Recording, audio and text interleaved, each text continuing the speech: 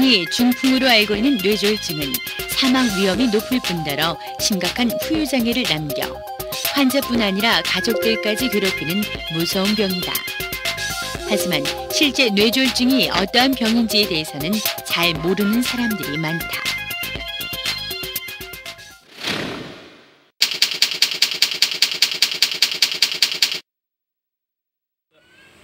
글쎄요, 중풍이 아닌가요? 풍이 와서 쓰러지는 병 아니에요? 뇌출혈로 인하여 쓰러지는 병으로 알고 있거든요.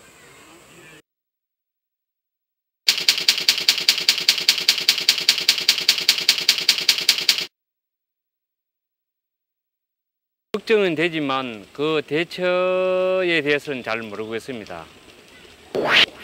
저보다 우리 남편이 걱정이에요. 매일 술, 담배, 요즘에는 자꾸 뒷골이 뻐근하다고 해서. 글쎄 아직 젊어서 생각해 본 적이 없거든요.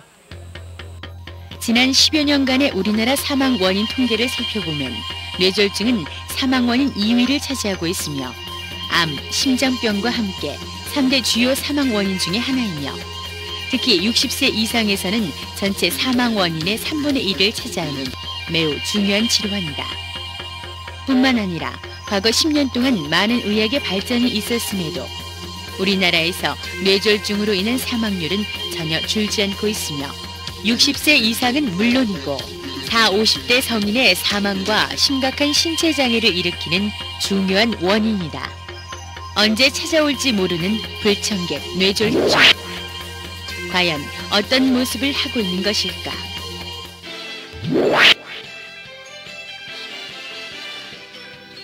뇌졸중이란 뇌에 혈액을 공급하고 있는 혈관이 막히거나 터지면 그 부분의 뇌가 손상되어 신체 장애가 발생하는 질병이다. 뇌는 수많은 기능을 수행하고 있는데 손상당한 부분의 뇌가 그 기능을 잃게 되어 곧 뇌졸중의 증상으로 나타나게 된다. 뇌졸중은 뇌혈관에 문제가 생기는 병인데 혈관이 막혀서 피가 통하지 않기 때문에 발생하는 뇌경색과 뇌혈관이 터지는 뇌출혈 두 가지가 있습니다. 두 가지는 증상은 비슷하지만은 치료법이 완전히 틀리기 때문에 CT나 MRI 등의 적절한 검사를 통해서 확인하는 것이 중요하겠습니다. 뇌경색은 뇌혈관의 동맥경화증이 심해져 혈관 내벽이 상했거나 좁아진 상태에서 응고된 혈액이 혈관을 막게 되어 일어나게 된다. 결국 혈액 공급을 받지 못하게 된 뇌는 치명적인 손상을 입고 여러 가지 증상을 일으키게 되는 것이다. 또한 뇌경색의 일종인 뇌색전증은 혈관에서 생긴 혈전, 핏덩어리나 심장 질환으로 인한 혈전이 혈류를 따라 흐르다가 뇌혈관을 막기 때문에 일어난다.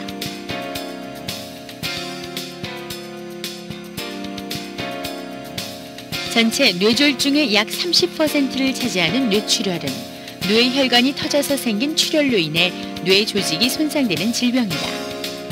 이는 주로 고혈압에 의한 경우가 많지만 혈관 기형, 혈관꽈리나 종양에 의한 출혈도 뇌졸중 발병의 원인이 되기도 한다. 따라서 뇌졸중은 다양한 형태가 있으므로 검사를 통해 각각의 뇌졸중 형태에 따른 적절한 치료가 중요하다. 뇌졸중은 예고 없이 어느 날 갑자기 찾아오지만 발병 원인이 한순간에 만들어지는 것은 아니다. 물론 뇌졸중이 나이가 들면서 늘어나기는 하지만 고혈압, 심장병, 당뇨, 고지혈증 등의 질병을 방치하거나 젊어서부터 오랫동안 축적된 나쁜 생활 습관이 중요한 원인이다. 뇌졸중은 여러 가지 요인들에 의해서 발생할 수가 있는데 그 중에서도 고혈압이 뇌졸중의 가장 중요한 위험 요인이 됩니다. 고혈압이 있는 환자분들은 정상인에 비해서 뇌졸중의 위험이 약 5배가량 증가하는 것으로 알려져 있습니다. 따라서 고혈압 환자분이 혈압을 정기적으로 체크하지 않으시고 혈압 관리를 게을리 하신다면 뇌졸중은 환자분 바로 옆에 와 있다는 사실을 명심하셔야 될 것입니다. 그 외에도 흡연, 당뇨병 등도 뇌졸중의 위험을 2배가량 증가시키는 것으로 알려져 있습니다. 이와 같이 뇌졸중의 위험을 증가시킬 수 있는 여러 가지 요인들을 정리해서 살펴보면 다음과 같습니다. 고혈압. 안정 상태에서 측정해본 혈압 중 위의 혈압 수축기가 140, 또는 아래 혈압, 확장기가 90 이상이었던 적이 있다. 담배를 피운다. 당뇨병이 있다. 심방세동 등의 부정맥이 있다고 진단받은 적이 있다. 심장판막증, 심근경색증 등 심장병을 진단받은 적이 있다. 동맥경화증이 있다고 진단받은 적이 있다.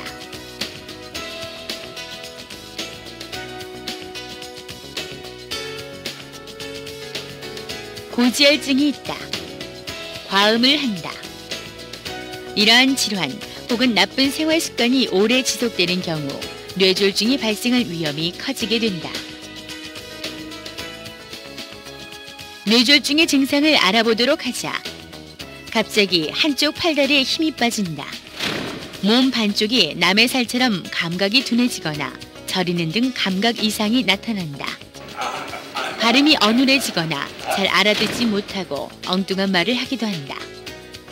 또한 걸음걸이가 한쪽으로 쏠리거나 중심을 잘 잡지 못하고 갑자기 심한 두통이나 현기증이 나타난다. 갑자기 한쪽 눈이 안 보이거나 물체가 두 개로 겹쳐 보인다. 앞에서 언급한 것이 뇌졸중의 대표적인 증상들인데 때로는 이러한 증상이 일시적으로 왔다가 사라지는 경우도 있다.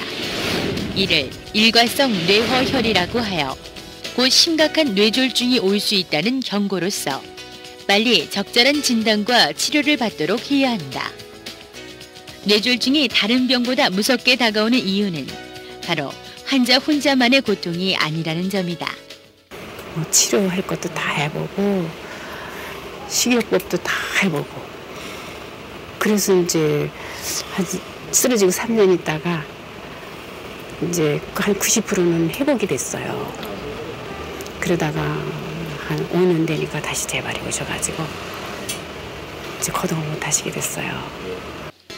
그 끝을 알 수 없는 뇌졸중이라는 긴 터널에서 환자의 가족들은 오늘도 쉴 수 없는 기도와 한숨을 반복한다.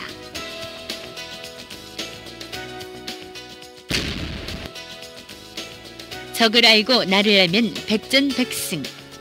이제 뇌졸중의 실체를 알았으니 잡는 방법을 터득하는 일만 남았다.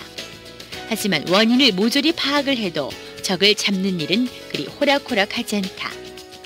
바로 뇌졸중이 인간의 신체를 다스리는 중추, 뇌를 침범하기 때문이다.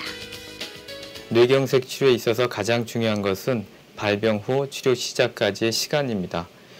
뇌혈관이 막혔다고 하더라도 3시간 이내의 경우에는 혈전용해제를 사용하여 막힌 혈관을 뚫어주기 때문에 좋은 치료 효과를 얻는 경우도 있습니다. 또한 3시간이 지났다고 하더라도 여러 가지 다른 약제들을 사용하여 뇌경색의 진행을 막아야 합니다.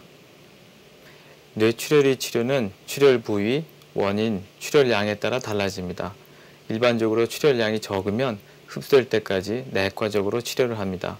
그러나 출혈량이 많거나 혈관 촬영에서 이상이 동반되면 수술이 필요한 경우도 있습니다. 뇌졸중은 한순간에 일어나는 질환이기 때문에 갑자기 쓰러진 환자의 응급처치가 매우 중요하다. 정신을 잃은 환자의 의식을 깨우기 위해 찬물을 끼얹거나 뺨을 때리는 행동을 해서는 안 된다. 손가락을 따거나 함부로 약을 먹이는 행위는 과학적 근거가 없고 오히려 환자에게 해를 끼칠 수 있다. 특히 정신을 잃은 환자에게 약을 먹이는 것은 약물이 기도를 막아 질식하거나 또는 폐로 들어가 흡인성 폐렴을 일으킬 수 있기 때문에 더욱 위험하다. 하지만 무엇보다 중요한 것은 바로 환자 가족들이 환자를 침착하게 병원으로 후송하는 것이다. 쓰러진 환자를 곁에 두고 우왕좌왕하다가는 병을 더 키울 수 있다는 것을 명심해야 한다. 무엇보다 우선 대처 요령은 신속한 병원 후송이다. 바로 119에 연락을 하거나 집 근처 가까운 병원 응급실로 최대한 빠른 시간 안에 옮기는 것이 최대의 안전 조치라 할 수 있다.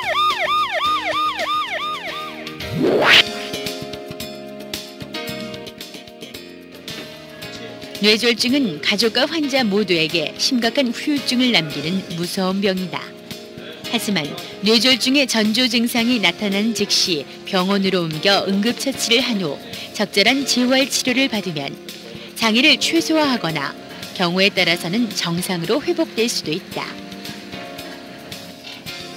회복 과정은 최소 6개월 이상이라는 긴 시간이 필요하기 때문에 서두르지 말고 의사의 지시에 따라 꾸준히 재활 치료를 받아야 한다.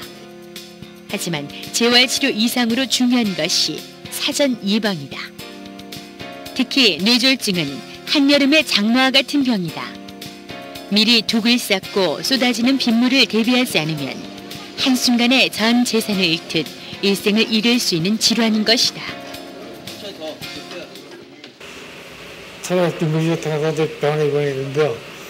처음에 한 달간 일주일 약물 치료를 계속 받았습니다. 그래서 받다 보니까 이렇게 좋아지게 됐고, 그 다음에 이제 재활 치료 같이 받았는데요. 재활 치료가 그거 가서 더 좋았습니다. 쓰고 결하고요. 다.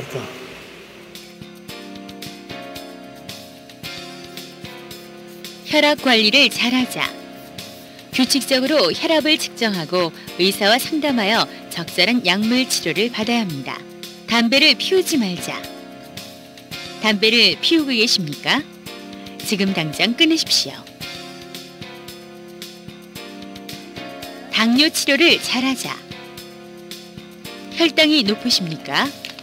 의사 지시에 따라 잘 치료받아야 합니다. 과도한 음주를 삼가자. 건강한 식사 습관을 갖자.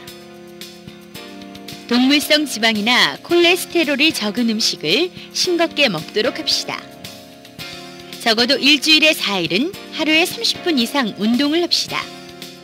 운동 중에서는 가벼운 달리기, 빨리 걷기, 자전거 타기와 같은 것이 좋습니다. 정기적인 진료가 필요합니다. 뇌졸중의 위험 인자들은 기본적인 진찰과 검사로도 쉽게 알 수 있습니다. 뇌졸중을 예방하기 위해서는 앞서 말씀드렸던 뇌졸중의 원인, 즉 위험 요인들을 잘 관리하셔야 됩니다. 다시 말해서 고혈압이나 당뇨병, 심장질환 등과 같은 뇌졸중의 원인이 되는 질환들을 잘 치료 관리하시고 과음이나 흡연 등과 같은 나쁜 생활 습관을 꼭 고치셔야 합니다. 특히 뇌졸중을 한번 앓은 적이 있는 환자분들께서는 재발 방지를 위한 약물 치료를 꾸준히 받으셔야 합니다. 간혹 약을 먹어도 증상의 호전이 없다든지 혹은 이미 증상이 다 좋아졌다는 이유로 임의로 약물 복용을 중단하시는 환자분들이 있는데 이럴 경우 재발 위험이 매우 높아 위험합니다. 뿐만 아니라 뇌졸중은 치료보다도 발병 이전에 예방하는 것이 더욱 중요한 질병이기 때문에 평생 동안 예방 약물을 꾸준히 복용하시는 것을 잊으셔서는 안 될 것입니다. 뇌졸중은 온 가족이 함께 알아야 하는 병이다. 환자 자신의 낫고자 하는 의지도 중요하지만 무엇보다 온 가족의 희생이 없다면 예방하기도 치유되기도 쉽지 않은 질환이다. 언제 찾아올지 모르는 공공의적 뇌졸중. 철저한 예방이 없다면 당신의 가정에도 뇌졸중의 그림자가 소리 없이 다가올 수 있다.